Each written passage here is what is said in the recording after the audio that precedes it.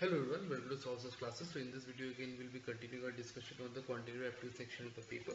So this year round, if we talk about the QA section in general, the questions seem to be a little bit on the difficult side. Okay, that is the kind of question that has been asked this year. They seem to be a little bit more complex and in return it required more in-depth understanding of the subject matter just to solve them. Okay, so what we'll be doing in this video is we will be taking a few questions from the paper, that is four questions from the paper itself, and then we'll try and solve this question and try and identify the approach involved towards solving this, so that whenever we come across questions such as this further down the line, we are easily able to solve these questions. Okay, so having said all of that, let's focus on the question at hand. The compound interest on rupees 30,000 at 7% per annum for a certain time is 4347. Okay, so find the time. Okay, so 51. So it's given that compound interest can be given as amount minus principal. So therefore compound interest can be written principal plus r by 100 to the power n minus principal. That is, we have principal is 30,000. 1 plus r here is 7 by 100 to the power n is time, so it is given as 30,000. Okay, so therefore this can be further data. Compound interest is given as 4347. Okay, so 4347 is given as the compound interest, so this we can write 4347 by 30,000. This can be written as,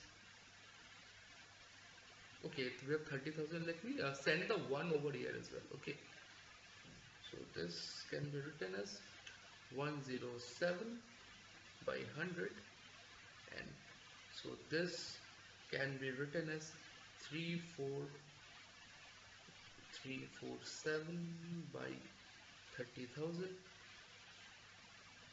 equal to 107 by 100 n. Okay, so now if we take a look at these questions, okay, so this how we can write, can these things be cancelled? So 7 7 7 21, yes, this can be cancelled. 3 1s are 3, 3 1s are 3, 4s are 12, we have 1 14, 4s are 12, 9, and this will be 1 0 0 0 0. Okay, so we have 11449, 11449. So this is nothing but 107 square, so I'll write it at 107 into 107, and this is 100 into 100. Okay,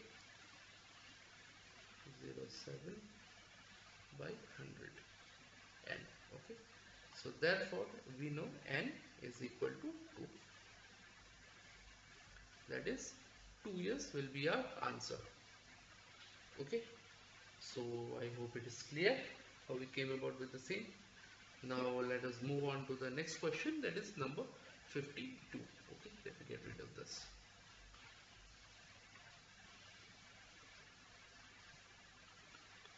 Eight consecutive numbers are given if the average of the two numbers that appear in the middle is 6,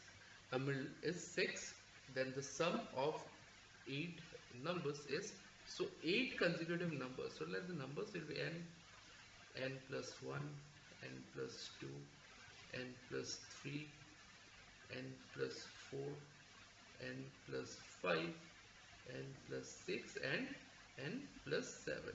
So average of the two middle, so two middle being this one.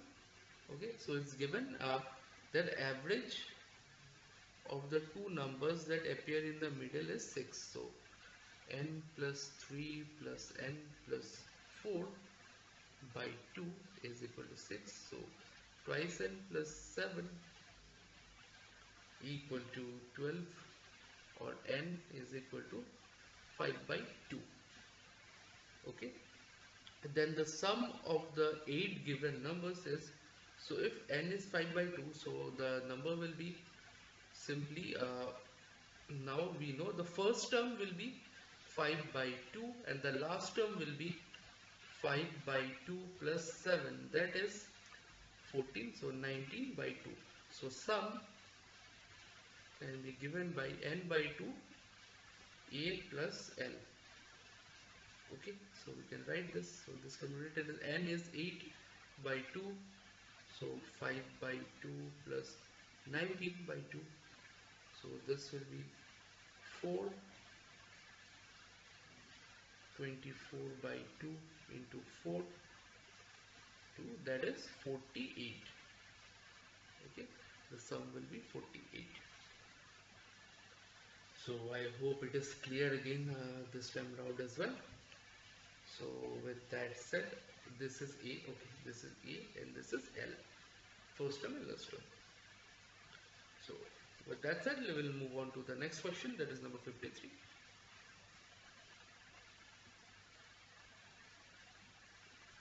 If 1 factorial into 2 factorial into 3 factorial into 4 factorial into dot dot dot n, oh sorry, my bad. If 1 into 2 into 3 into 4 dot dot dot into n is n factorial, then we need to find 14 factorial in minus 13 factorial minus 12 factorial. Okay, so 14 factorial minus 13 factorial minus 12 factorial. Okay, so this can be written as 14 into 13 into 12 factorial minus 13 into 12 factorial minus 12 factorial. Okay, so here let me take 12 factorial as common. So this can be written as 14 into 13 minus 13 minus 1, or 12 factorial, that is 14 into 13 minus 12. Okay, 14 into 13 minus 12. So that can be given as 14 into 13 into 12 factorial. So okay, my bad, this is 14 again, minus 1, right? Sorry, this will come out to be 14. So let's take 14 common now. 14, 13 minus 1, 12 factorial into 14 into 12. So this will be my answer. So 12, yeah, option A. Okay, so I hope it is clear to you as well how we did this. So having said that, let's move on to the very last question now.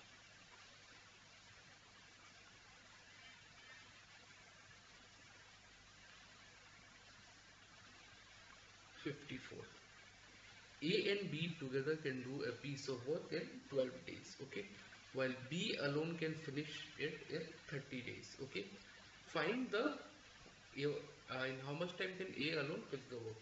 So it's given A plus B can do it in 12 days. B can do it in 30 days, sorry. 30 days. Okay, so let work be 60 unit. So therefore A plus B can work in 5 unit per day and B alone can work in 30 days, so 2 unit per day. So therefore A can work in 3 unit per day. So therefore A can finish the work in 60 by 3, that is 20 days. Okay, will be the answer. So with that said, we have covered all the questions pertaining to the video. So all the 4 questions we have covered. Hopefully everything is clear to you.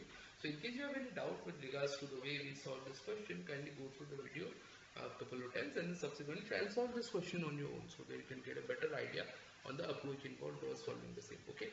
So with all that being said, in case you are looking for a detailed solution of the entire paper, feel free to get in touch with us via all the medium that is provided in description. Any doubt you have regards to exam preparation or subject or topic based doubt, we'll be more than happy to help you out. Okay. So if you like the video, make sure you like, share and subscribe to the channel so we'll keep coming up with relevant content such as this further down the line. So with all that being said, I'm signing out. Thank you so much.